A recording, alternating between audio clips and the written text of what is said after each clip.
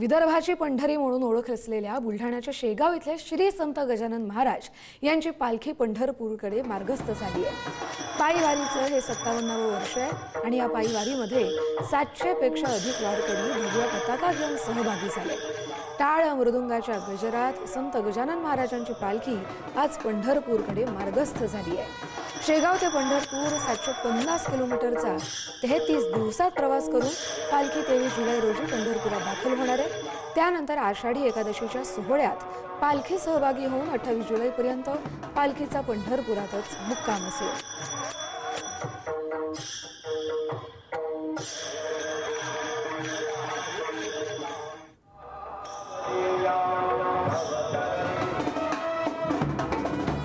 आमची इथली पालखी दरवर्षीप्रमाणे आज पालखी निघालेली आहे। पंढरपूरचा प्रस्थान झालेला आहे आणि या ठिकाणी आम्ही भाविक भक्तांना सर्वांना चहा पाण्याची व्यवस्था करताना दरवर्षीप्रमाणे यावर्षी पण केलेली आहे आणि सर्व लोकांच्या सहकार्यामुळे आमचा कार्यक्रम चांगला पार पडतो। जय गजानन हा गजानन महाराजांच्या पालखीचा जो सेवेचा जो कार्यक्रम आहे हा 1938 पासून चालू आहे आणि दरवर्षी हा असतो। हजार भक्तांना आम्ही चहा पाण्याचा कार्यक्रम करतो। अगदी आनंदी स्वर्गीय वातावरण असतं।